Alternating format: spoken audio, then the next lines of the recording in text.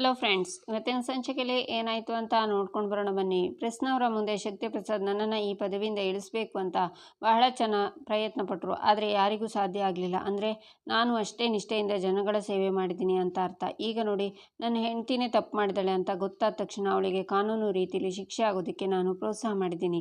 ನಾನು ಅದಕ್ಕೆ ಬೆಂಬಲಿಸಿದ್ದೀನಿ. ನನ್ನ ಮಗ ಎಡವಿದಾಗ ಅವನು ಕಾನೂನು ರೀತಿಯಲ್ಲಿ ತಿದ್ದಿ ಬುದ್ಧಿ ಹೇಳಿ ಅವನಿಗೆ ಬುದ್ಧಿ ಕಲಿಸಿದ್ದೀನಿ. ಒಟ್ಟಿನಲ್ಲಿ ಕಾನೂನು ಮಾತನ್ನು ನಾನು ಶಿರಸಾವಹಿಸಿ ಒಪ್ಕೊಂಡಿದ್ದೀನಿ. ಆದರೆ ದುರ್ವಿಧಿ ನೋಡಿ, ರಾಜಕೀಯದಲ್ಲಿ ನಿಯತ್ತಾಗಿದ್ದರೆ ಸಿಗೋದು ಬೆಂಬಲ ಅಲ್ಲ, ಬರೀ ಆಪಾದನೆ ಅನ್ನೋದು ಬಹಳ ತಡವಾಗಿ ಅರ್ಥ ಆಯಿತು ನನಗೆ. ಇವತ್ತು ನೋಡಿ, ನಾನು ಇಷ್ಟು ಪ್ರೀತಿಸೋ ನನ್ನ ಪ್ರಜೆಗಳು ನನ್ನ ಮೇಲೆ ನಂಬಿಕೆನ ಕಳ್ಕೊಂಡಿದ್ದಾರೆ. ಅವರುಗಳಿಗೆ ನನ್ನ ಮೇಲೆ ನಂಬಿಕೆ ಇಲ್ಲ ಅಂದಮೇಲೆ ನಾನು ಯಾರಿಗೋಸ್ಕರ ಸೇವೆ ಮಾಡಬೇಕು ಹೇಳಿ? ಇಷ್ಟು ವಯಸ್ಸಾದರೂ ನಾನು ಪದವಿನಲ್ಲೇ ಇದ್ದಿದ್ದೆ ಜನಗಳ ಸೇವೆಗೋಸ್ಕರ. ಆದರೆ ನನ್ನ ಜನಕ್ಕೆ ನನ್ನ ಮೇಲೆ ಸಂದೇಹ ಮುನಿಸು ಶುರುವಾಗಿದೆ ಅಂದಮೇಲೆ ನಾನು ಈ ಪದವಿನಲ್ಲಿ ಇರೋದು ಸರಿಯಲ್ಲ. ಅಂದಹಾಗೆ ನನ್ನ ರಾಜೀನಾಮೆನ ಯಾರ್ದೋ ಬಲವಂತಕ್ಕಾಗಲಿ ಒತ್ತಾಯಕ್ಕಾಗಲಿ ಕೊಡ್ತಾ ಇಲ್ಲ. ನನ್ನ ಸ್ವಇಚ್ಛೆಯಿಂದ ನಾನು ಈ ರಾಜೀನಾಮೆನ ಕೊಡ್ತಾ ಇರೋದು. ಆದರೆ ಇಷ್ಟು ವರ್ಷ ಪ್ರಾಮಾಣಿಕತೆಯಿಂದ ಶ್ರಮಿಸಿದ ನಿಮಗೋಸ್ಕರ ದುಡ್ದಿರೋ ವ್ಯಕ್ತಿನ ನೀವುಗಳು ಕಳ್ಕೊತಿದ್ದೀರಾ. ಇಷ್ಟು ವರ್ಷ ನಿಮ್ಗಳ ಸೇವೆ ಮಾಡ್ಕೊಳ್ಳೋದಕ್ಕೆ ಅವಕಾಶ ಮಾಡಿಕೊಟ್ಟಿದ್ದಕ್ಕೆ ಧನ್ಯವಾದ. ಸಿರಿಗನ್ನಡಂ ಗೆಲ್ವೆ, ಜಯ ಕನ್ನಡಾಂಬೆ, ಜಯ ಭಾರತಾಂಬೆ ಅಂತ ಶಕ್ತಿ ಈಚೆ ಬರ್ತಾರೆ. ವಂದನನು ಅವ್ರ ಜೊತೆ ಬರ್ತಾಳೆ. ಆಗ ವಿಕ್ಕಿ ಬರ್ತಾನೆ. ವೆಲ್ಕಮ್ ಮೈ ಸನ್ ಅಂತಾರೆ ಶಕ್ತಿ. ಡ್ಯಾಡಿ ಏನಿದೆಲ್ಲ ಅಂತಾನೆ ವಿಕ್ಕಿ. ಬಾ ಹೇಳ್ತೀನಿ ಅಂತ ವಿಕ್ಕಿನ ಮೇಲ್ಗಡೆ ಕರ್ಕೊಂಡೋಗ್ತಾರೆ ಶಕ್ತಿ. ಈಚೆ ಜೆ.ಪಿ ತನ್ನ ಆಫೀಸಲ್ಲಿ ನಿಂತ್ಕೊಂಡು ಯೋಚನೆ ಮಾಡ್ತಿರ್ತಾರೆ. ಆಗ ಬೃಂದ ಬಂದು, ಮಾವ ಯಾಕೆ ಯೋಚನೆ ಮಾಡ್ತಿದ್ದೀರಾ, ಏನಾಯಿತು ಅಂತಾಳೆ. ನಿನಗೆ ವಿಷಯ ಗೊತ್ತಾಗಿರಬೇಕು. ಶಕ್ತಿ ರಾಜೀನಾಮೆ ಕೊಟ್ಟಿದ್ದಾನೆ. ಇಷ್ಟು ವರ್ಷ ಪದವಿಗೋಸ್ಕರ ಅದೆಷ್ಟು ಕಷ್ಟಪಟ್ಟಿದ್ದಾನೆ. ಅಂಥದ್ರಲ್ಲಿ ಈಗ ದಿಢೀರಂತ ರಾಜೀನಾಮೆ ಕೊಟ್ಟಿದ್ದಾನೆ ಅಂತಂದರೆ ನಂಬೋಕೆ ಆಗ್ತಿಲ್ಲ. ನನ್ನಿಂದ ಏನಾದರೂ ಹೀಗಾಯ್ತಾ? ಒಂದು ಕೇಸಿಂದ ಇಂಥ ಅಚಾತುರ್ಯ ಆಯಿತು, ಅವನಿಗೆ ಮುಖ ತೋರ್ಸೋಕ್ಕೂ ಆಗದೆ ಕೂತಿದ್ದೀನಿ ಅಂತಾರೆ ಜೆ.ಪಿ.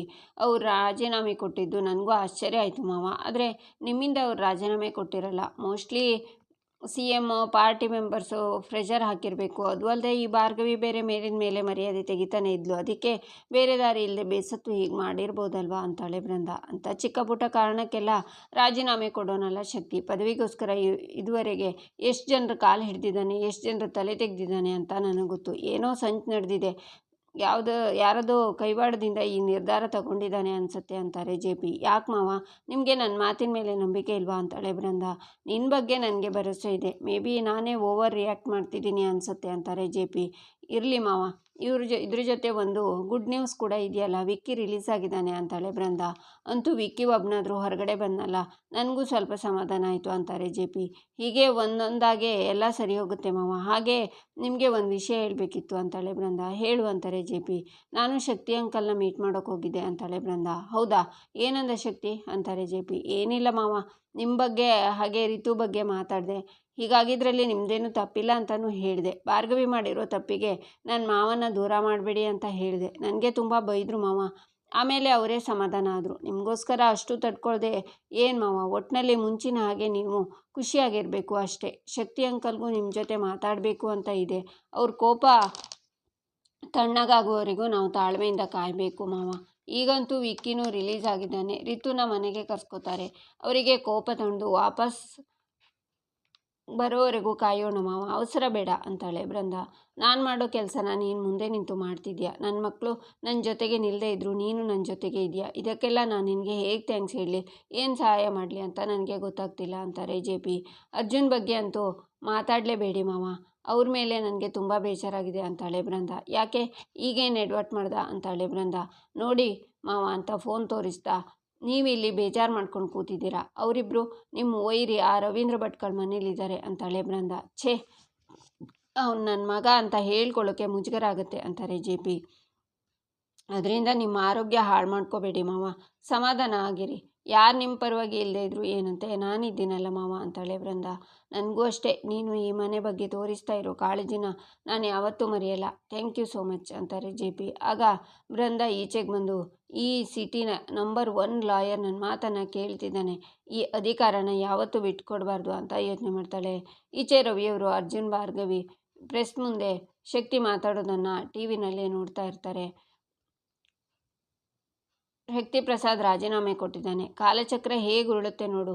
ಅವನು ಬೀಸಿದ ಬಲೆ ಅದು ಅವನಿಗೆ ಉರುಳಾಗ್ಬಿಟ್ಟಿದೆ. ಈ ಪದವಿ ಬಯಸ್ಕೊಂಡು ಎಷ್ಟು ಜನರನ್ನ ಹಾಳು ಮಾಡಿದ್ನೋ, ಎಷ್ಟು ಕುಟುಂಬನ ಮುಳುಗಿಸಿದ್ನೋ ಇವನು. ಅದಕ್ಕೆ ಕಾಲಚಕ್ರ ಅನ್ನೋದು. ನೋಡೀಗ ಅವನ ಪದವಿ ಕಳ್ಕೊಂಡು ಅವನ ಕುಟುಂಬ ಬೀದಿಗೆ ಬಿತ್ತು ಅಂತಾರೆ ರವಿ.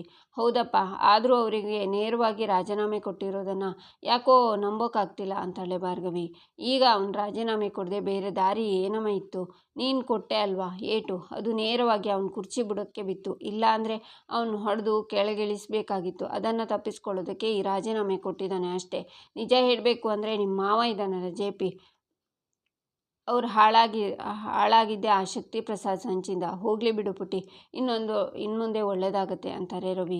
ಆಗ ಅರ್ಜುನ್ ಬೃಂದಾಗೆ ಕಾಲ್ ಮಾಡ್ತಾನೆ. ಅರ್ಜುನ್ ಹೇಗಿದ್ಯೋ ಅಂತಾಳೆ ಬೃಂದಾ. ನಾನು ಚೆನ್ನಾಗಿದ್ದೀನಿ ಅತ್ತಿಗೆ, ನೀವು ಹೇಗಿದ್ದೀರಾ ಅತ್ತಿಗೆ? ಒಂದು ಸಲ ಮನೆಗೆ ಬಂದು ಹೋಗ್ಬೋದಲ್ವಾ ನೀವು ಅಂತಾನೆ ಅರ್ಜುನ್. ನಾನಾ ಇಂಥ ಪರಿಸ್ಥಿತಿಲಿ ನಾನು ಹೇಗೋ ಬರಲಿ? ನಿನಗೆ ಗೊತ್ತಲ್ಲ, ಈ ಮನೇಲಿ ನಿನ್ನ ಪರಿಸ್ಥಿತಿ ಹೇಗೋ ಆ ಮನೇಲಿ ನನ್ನ ಪರಿಸ್ಥಿತಿನೂ ಹಾಗೆ ಅಲ್ವಾ ಅಂತಾಳೆ ಬೃಂದಾ. ಡ್ಯಾಡ್ ಹೇಗಿದ್ದಾರೆ? ಸರಿಯಾಗಿ ಊಟ ತಿಂಡಿ ಮಾಡ್ತಿದ್ದಾರಾ ಅಂತಾನೆ ಅರ್ಜುನ್. ನಿನಗೆ ಅವ್ರ ಬಗ್ಗೆ ಗೊತ್ತಿಲ್ವೇನೋ? ಹಠ ಅಂದರೆ ಹಠ. ನಾನೇ ಅವ್ರ ಜೊತೆಗಿದ್ದು ಎಲ್ಲ ನೋಡ್ಕೋತಿದ್ದೀನಿ, ನೀನೇನು ತಲೆ ಕೆಡಿಸ್ಕೋಬೇಡ. ಎಲ್ಲರೂ ಆರಾಮಾಗೇ ಇದ್ದಾರೆ ಅಂತಾಳೆ ಬೃಂದಾ. ನೀವಿರೋ ಧೈರ್ಯದ ಮೇಲೇ ಅತ್ತಿಗೆ ನಾನು ಆ ಮನೆ ಬಿಟ್ಟು ಬಂದಿದ್ದು. ಡ್ಯಾಡ್ಗೆ ನನ್ನ ಮೇಲೆ ಇವಾಗ ಕೋಪ ಹೋಗಿದ್ಯಾ? ನೀವೇನಾದರೂ ಮಾತಾಡಿಸಿದ್ರಾ ಅಂತಾನೆ ಅರ್ಜುನ್. ನಾನು ಅದನ್ನೇ ಹೇಳೋಕೆ ನೋಡಿದೆ ಕಣೋ, ಆದರೆ ಅವ್ರ ಕೋಪ ಕರಗ್ತಾನೇ ಇಲ್ಲ. ಹೀಗೆ ಒಂದು ವಾರ, ಒಂದು ತಿಂಗಳು ಎಷ್ಟು ಬೇಕಿದ್ರೂ ತಗೋಬೋದು. ಹಾಗೆ ಒಂದಲ್ಲ ಒಂದಿನ ಅವರು ಕೋಪ ಕಮ್ಮಿ ಆಗೇ ಆಗುತ್ತೆ. ನಿಮ್ಮನ್ನು ಅವರು ಅರ್ಥ ಮಾಡ್ಕೋತಾರೆ ಅಂತಾಳೆ ಬೃಂದಾ. ಅದೇ ದಿನಕ್ಕೆ ನಾನು ಕಾಯ್ತೀನಿ ಅದ್ಗೆ. ಹೇಗೂ ಶಕ್ತಿ ಪ್ರಸಾದ್ ಪದವಿ ಹೋಗಿದೆ, ಇನ್ಮುಂದೆ ಡ್ಯಾಡ್ಗೆ ಯಾರೂ ತೊಂದರೆ ಕೊಡಲ್ಲ ಅಂತಾನೆ ಅರ್ಜುನ್. ಅವ್ರ ವಿಚಾರ ಬಿಡು ಅರ್ಜುನ್, ಮೊದಲು ನೀನು ಈ ಮನೆಗೆ ವಾಪಸ್ ಬರಬೇಕು. ನಾನೆಲ್ಲ ನೋಡ್ಕೋತೀನಿ, ಓಕೆನಾ? ನೀನೇನು ತಲೆ ಕೆಡಿಸ್ಕೋಬೇಡ. ಅತ್ತೆ ಕರೀತಿದ್ದಾರೆ ಅನ್ಸುತ್ತೆ, ಫೋನ್ ಇಡ್ತೀನಿ ಅಂತ ಕಾಲ್ ಕಟ್ ಮಾಡ್ತಾಳೆ ಬೃಂದಾ. ಆಗ ಭಾರ್ಗವಿ, ಅರ್ಜುನ್ ಬನ್ನಿ ಇಲ್ಲಿ, ಈ ಶಕ್ತಿ ಈ ಕತೆ ಏನಾಯಿತು ಅಂತ ನೋಡಿ ಅಂತಾಳೆ. ಈಚೆ ಚರಣ್ JP ಹತ್ರ ಬಂದು, ಡ್ಯಾಡ್ ನೀವು ಮಾಡ್ತಾ ಇರೋದು ತಪ್ಪು. ನೀವು ಹಾಲನ್ನು ಎರಿತಾ ಇರೋದು ಪಾಪದ ಬೆಕ್ಕಿಗಲ್ಲ, ವಿಷಕಾರಿ ಹಾವಿಗೆ. ಮುಂದೊಂದು ದಿನ ಅವಳಿಂದ ನಿಮಗೆ ತೊಂದರೆನೂ ಆಗ್ಬೋದು. ಅವಳು ಕೊಳಕು ಬುದ್ಧಿ ನೋಡಿಕೊಂಡು ನಾನು ಸುಮ್ಮನೆ ಕೂತ್ಕೊಳ್ಳೋಕ್ಕೆ ಆಗಲ್ಲ. ಡ್ಯಾಡ್ ಪ್ಲೀಸ್ ಡ್ಯಾಡ್, ಬೃಂದಾನ ನಂಬೇಡಿ, ಅವಳು ನಂಬಿಕೆಗೆ ಅರಳಲ್ಲ ಅಂತಾನೆ ಚರಣ್. ಬೃಂದಾ ಚಿನ್ನದಂಥ ಹುಡುಗಿ, ನೀನು ಅವಳ ಗಂಡ, ಅವಳ ಬಗ್ಗೆನೇ ಹೀಗೆಲ್ಲ ಮಾತಾಡ್ತಿದ್ಯಲ್ಲ, ನಾಲ್ಗೆ ಮೇಲೆ ಸ್ವಲ್ಪ ಬಿಗಿ ಇರಲಿ ಅಂತಾರೆ JP. ನಿಮಗೆ ಹೇಗೆ ಅರ್ಥ ಮಾಡಿಸ್ಲಿ ಡ್ಯಾಡ್?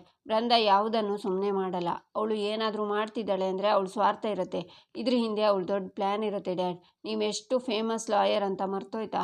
ಹೋಗಿ ಆ ಬೃಂದಾ ಮಾತು ಕೇಳ್ತಿದ್ದೀರಲ್ಲ ಡ್ಯಾಡ್ ಅಂತಾನೆ ಚರಣ್. ಇದೇ ಫೇಮಸ್ ಲಾಯರ್ ಮರ್ಯಾದೆನ ಮನೆಯವರೆಲ್ಲ ಪಿತೂರಿ ಮಾಡಿ ಬೀದಿ ಪಾರು ಮಾಡಿದ್ರು ಅಂತಾರೆ JP. ಸ್ವಾರ್ಥ ಇಲ್ಲದೆ ಬೃಂದಾ ಯಾವ ಕೆಲಸನೂ ಮಾಡಲ್ಲ ಡ್ಯಾಡ್ ಅಂತಾನೆ ಚರಣ್. ಈ ಜಗತ್ತಲ್ಲಿ ಸ್ವಾರ್ಥ ಇಲ್ಲದೆ ಯಾವ ಮನುಷ್ಯರು ಇರ್ತಾರೆ? ಈ ಮೊದಲು ಎಲ್ಲರೂ ನನ್ನ ಹೊಗಳ್ಬಿಟ್ರು, ಆದರೆ ನಾನು ಬಿದ್ದಾಗ ನನಗೆ ಸಪೋರ್ಟ್ ಮಾಡಿದ್ದು ಬೃಂದಾ ಒಬ್ಬಳೇ. ಮಕ್ಕಳಿರೋ ತಂದೆ ತಾಯಿಗಳು ಜವಾಬ್ದಾರಿನ ನಿಭಾಯಿಸ್ತಿದ್ದಾರೆ ಅಂತಂದರೆ ಮಕ್ಕಳು ಇನ್ನೂ ಚಿಕ್ಕವರು ಅಂತ ಅರ್ಥ. ಆದರೆ ಎದೆ ಮಟ್ಟಕ್ಕೆ ಬೆಳೆದಿರೋ ಮಕ್ಕಳು ಈ ವಯಸ್ಸಲ್ಲೂ ಕಷ್ಟಪಡ್ತಿದ್ದಾರೆ ಅಂದರೆ ಆ ಮಕ್ಕಳಿಗಿನ್ನೂ ಜವಾಬ್ದಾರಿ ಬಂದಿಲ್ಲ, ಬೇಜವಾಬ್ದಾರಿ ಅಂತ ಅರ್ಥ. ಮಗನಾಗಿ ನೀನು ನಿಭಾಯಿಸಬೇಕಾಗಿರೋ ಜವಾಬ್ದಾರಿ ಅವಳು ನಿಭಾಯಿಸ್ತಿದ್ದಾಳೆ. ಅವಳನ್ನು ಸಪೋರ್ಟ್ ಮಾಡೋದ್ರಲ್ಲಿ ನನಗೆ ಯಾವ ತೊಂದರೆನೂ ಇಲ್ಲ. ಇನ್ನೊಂದು ವಿಷಯ, ಇನ್ಮುಂದೆ ಯಾವ ವಿಷಯ ಇದ್ದರೂ ಆ ಬೃಂದನ ಮೂಲಕನೇ ಆಗೋದು.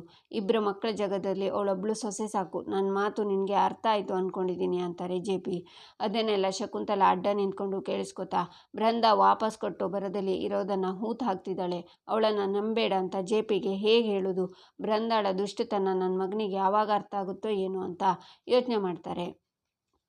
ಈಚೆ ಶಕ್ತಿ ವಿಕ್ಕಿ ಹತ್ರ, once again welcome to the home my son ಅಂತ ಅವ್ನು ತಬ್ಕೋತಾರೆ. ಡ್ಯಾಡ್ ಪ್ಲೀಸ್, ಏನು ನಡೀತಿದೆ ಇಲ್ಲಿ? ಅಲ್ಲ, ನೀವ್ಯಾಕೆ ರಾಜೀನಾಮೆ ಕೊಡ್ತಿದ್ದೀರಾ ಅಂತಾನೆ ವಿಕ್ಕಿ. ಎಲ್ಲ ಹೇಳ್ತೀನಿ ಅಂತ ಬೃಂದಾ ಪ್ಲ್ಯಾನ್ ಬಗ್ಗೆ ಹೇಳ್ತಾರೆ ಶಕ್ತಿ. ಡ್ಯಾಡ್ ಏನು ಹೇಳ್ತಿದ್ದೀರಾ ನೀವು? ಹೋಗಿ ಆ ಬೃಂದಾ ಭಾರ್ಗವಿ ಅಕ್ಕನ ಮಾತನ್ನು ಕೇಳಿಕೊಂಡು ನೀವು ರಾಜೀನಾಮೆ ಕೊಟ್ರಾ? ಅವಳಿಗೆ ಮಾಡೋಕ್ಕೆ ಬೇರೆ ಕೆಲಸ ಇಲ್ಲ ಡ್ಯಾಡ್. ಬಂದು ನಿಮ್ಮ ಕೆಲಸ ತಲೆ ತಿಂತಾಳೆ. ನೀವು ಅದನ್ನೇ ನಿಜ ಅಂದ್ಕೊಂಡು ಇರೋ ಪದವಿನ ಬಿಟ್ಕೊಟ್ಟಿದ್ದೀರಾ. ಅದು ಹೇಗೆ ಡ್ಯಾಡ್? ಆ ಭಾರ್ಗವಿ ನನ್ನನ್ನು ರಾಜಕೀಯಕ್ಕೆ ತರ್ತಾಳೆ, ನನಗಂತೂ ನಂಬಿಕೆನೇ ಇಲ್ಲ ಅಂತಾನೆ ವಿಕ್ಕಿ. ಡ್ಯಾಡ್ ಹೌದಲ್ವಾ, ಅವಳು ಹೇಳಿದ ಹಾಗಾಗುತ್ತೆ ಅಂತ ಏನು ಗ್ಯಾರಂಟಿ ಅಂತಾಳೆ ವಂದನಾ. ಅವಳು ಹೇಳಿದ ಮೇಲೆ ನಿಧಾನಕ್ಕೆ ಯೋಚನೆ ಮಾಡಿದ ಮೇಲೆ ನನಗೆ ಅದು ಸರಿ ಅನ್ನಿಸ್ತು. ಆಮೇಲೇ ನಾನು ಈ ನಿರ್ಧಾರ ತಗೊಂಡಿದ್ದು. ನಮ್ಮ ಕೋಪ ಆವೇಶದಿಂದ ನಾವು ತುಂಬ ಕಳ್ಕೊಂಡಿದ್ದೀವಿ. ಜನ ನಮ್ಮನ್ನು ನಂಬೋದನ್ನು ಬಿಟ್ಬಿಟ್ಟಿದ್ದಾರೆ. ನಾವು ಕೋಪದಿಂದ ಮೂರ್ಖತನ ತೋರಿಸಿದಷ್ಟು ಭಾರ್ಗವಿ ಒಳ್ಳೆತನ ಕಣ್ಮುಂದೆ ಬರ್ತಾ ಇದೆ ಅಂತಾರೆ ಶಕ್ತಿ. ಹಾಗಂತ ಪದವಿನ ಬಿಡೋದಾ? ಬೇರೆ ಸುಮಾರು ದಾರಿಗಳಿದ್ವು ಡ್ಯಾಡ್, ಅದನ್ನು ಚೂಸ್ ಮಾಡ್ಬೋದಿತ್ತಲ್ವ ನೀವು ಅಂತಾನೆ ವಿಕ್ಕಿ. ನಾನು ಪದವಿನ ಬಿಟ್ಟು ಸೋಲ್ತಾ ಇಲ್ಲ, ನಿನ್ನ ಮೂಲಕ ಆ ಪದವಿನ ಗೆಲ್ತಿದ್ದೀನಿ. ಸದ್ಯಕ್ಕೆ ನೀನೇ ನನ್ನ ವಜ್ರಾಯುಧ ಅಂತಾರೆ ಶಕ್ತಿ. ಸರಿ ಡ್ಯಾಡ್, ನಿಮಗೋಸ್ಕರ ನಾನು ಏನು ಬೇಕಿದ್ರೂ ಮಾಡ್ತೀನಿ ಅಂತಾನೆ ವಿಕ್ಕಿ. 1 ನಿಮಿಷ ಅಂತ ಶಕ್ತಿ ಆಚೆ ಹೋಗಿ ನೀರನ್ನು ತಂದುಕೊಟ್ಟು, ಇವತ್ತಿಂದ ನಾವು ಯಾರೂ ಬಹಿರಂಗವಾಗಿ ಕೋಪ ಮಾಡ್ಕೋಬಾರ್ದು, ಆತುರದಲ್ಲಿ ಯಾವುದೇ ನಿರ್ಧಾರ ತಗೋಬಾರ್ದು, ಮೇಲಾಗಿ ಕುಡಿಬಾರ್ದು, ಆ ವೇಷನ ಹೊರಗಡೆ ತೋರಿಸಬಾರ್ದು, ಒಳ್ಳೆ ಮಾತನ್ನೇ ಆಡಬೇಕು. ಕಳ್ಳಸ್ವಾಮಿಗಳು ಮಾತಾಡ್ದ ಹಾಗೆ ನಾವು ಎಷ್ಟು ಒಳ್ಳೆಯವರಾಗಿ ಕಾಣಿಸ್ತೀವೋ ಭಾರ್ಗವಿ ಅಷ್ಟೇ ಕೆಟ್ಟವಳಾಗಿ ಕಾಣಿಸ್ತಾಳೆ.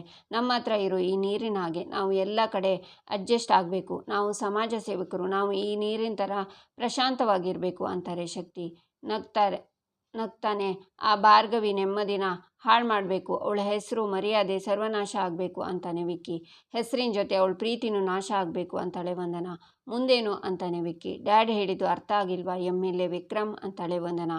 ನೋ, MLA ವಿಕ್ರಮ್ ಭೂಪತಿ ಅಂತಾನೆ ವಿಕ್ಕಿ. ನಗ್ತಾ ಎಲ್ಲರೂ ಚಿಯರ್ಸ್ ಮಾಡಿ ನೀರನ್ನು ಕುಡಿತಾರೆ. ಈಚೆ ಅರ್ಜುನ್ ಬಟ್ಟೆ ಇಸ್ತ್ರಿ ಮಾಡ್ತಾ ಇರುವಾಗ ರವಿಯವರು ಬಂದು, ಅರ್ಜುನ್ ಏನು ಮಾಡ್ತಿದ್ದೀರಾ ನೀವು? ನಾನು ಮಾಡ್ತೀನಿ ಬಿಡಿ ಅಂತಾರೆ. ನಾನು ಈ ಮನೆ ಐರನ್ ಮ್ಯಾನ್, ನಾನು ಮಾಡ್ತೀನಿ ಅಂತಾರೆ ರವಿ.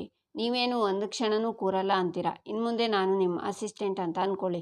ಎಲ್ಲ ಕೆಲಸನೂ ನನಗೆ ಒಪ್ಪಿಸಿ ಆರಾಮಾಗಿರಿ ಮಾವ ಅಂತಾನೆ ಅರ್ಜುನ್. ಅಳೆಯಂದರೆ ನೀವಿಬ್ಬರು ಹೊರಗಡೆ ಏನಾದರೂ ಹೋಗ್ತಿದ್ದೀರಾ? ತುಂಬ ತಯಾರಿ ನಡೀತಿದೆ ಅಂತಾರೆ ರವಿ. ನಿಮಗೆ ವಿಷಯ ಹೇಳಿಲ್ಲ ಅಲ್ವಾ, ನಾಳೆ ನಿಮ್ಮ ಮಗಳಿಗೆ ಒಂದು ಸನ್ಮಾನ ಇದೆ. ನನ್ನ ಹೆಂಡತಿ ಈಗ ಫುಲ್ ಫೇಮಸ್ ಸೆಲೆಬ್ರಿಟಿ, ಅವರು ಚೆನ್ನಾಗಿರಬೇಕು ಅಲ್ವಾ ಅಂತಾನೆ ಅರ್ಜುನ್. ಏನು ಸನ್ಮಾನ ಅಂತಾರೆ ರವಿ. ಲಾಯರ್ ಅಸೋಸಿಯೇಷನ್ಸ್ ಅವರು ಭಾರ್ಗವಿ ಮಾಡೋ ಸಮಾಜ ಸೇವೆಗೆ ಮೆಚ್ಚಿ ಒಂದು ಪ್ರೋಗ್ರಾಮ್ ಇಟ್ಕೊಂಡಿದ್ದಾರೆ. ಯಾರೋ ದೊಡ್ಡ ಲಾಯರ್ ಬಂದು ಸನ್ಮಾನ ಮಾಡ್ತಾರಂತೆ ಅಂತಾನೆ ಅರ್ಜುನ್. ಆಗ ಭಾರ್ಗವಿ ಬಂದು, ನನಗೆ ಯಾವ ಸನ್ಮಾನವೂ ಬೇಡ, ಪ್ರಶಸ್ತಿನೂ ಬೇಡ ಅಂತಾಳೆ. ನೀವು ಹೋಗಲೇಬೇಕು ಸಿಂಗಾರಿ LLB ಅಂತಾನೆ ಅರ್ಜುನ್. ಆಗ ಭಾರ್ಗವಿ ಸಿಟ್ಟಿಂದ ಅವರನ್ನು ನೋಡ್ತಾಳೆ. ಕರಿಬೇಡಿ ಹಾಗೆ ಅಂತಾಳೆ ಭಾರ್ಗವಿ. ಸರಿ ಸಿಂಗಾರಿ, ಈ ಸೀರೆ ಓಕೆನಾ ಅಂತಾನೆ ಅರ್ಜುನ್. ಎಷ್ಟು ಸಲ ಹೇಳಿ ನಾನು ಕರಿಬೇಡಿ ಅಂತ? ಅಪ್ಪ, ಎಲ್ಲ ನಿಮ್ಮಿಂದನೇ ಆಗಿರೋದು. ನೀವು ಏನಕ್ಕೆ ಹಳೆ ಕಥೆನೆಲ್ಲ ಹೇಳಿದ್ದು? ಇವಾಗ ನೋಡಿ ಮಾತಿಗೂ ಎಷ್ಟು ಕಾಲು ಎಳಿತಿದ್ದಾರೆ ಅಂತಾಳೆ ಭಾರ್ಗವಿ. ಸಾರಿ ಕಣಮ್ಮ, ಕ್ಷಮಿಸಿಬಿಡು. ಅಳೆಯಂದರೆ ಯಾಕ್ರಿ ನಮ್ಮ ಮಗಳನ್ನ ರೇಗಿಸ್ತಿದ್ದೀರಾ ಅಂತಾರೆ ರವಿ. ನಾನು ರೇಗಿಸಿದ್ದು ನಿಮ್ಮ ಮಗಳನ್ನಲ್ಲ, ನನ್ನ ಹೆಂಡ್ತಿನ. ಸಿಂಗಾರಿ LLB ಅನ್ನೋದು ನನ್ನ ಹೆಂಡ್ತಿ, ಮುದ್ದು ಹೆಸರು. ಅವಳನ್ನು ಕರೆದ್ರೆ ನಿಮ್ಮ ಮಗಳು ಯಾಕೆ ತಿರುಗಿ ನೋಡಬೇಕು ಅಂತಾನೆ ಅರ್ಜುನ್.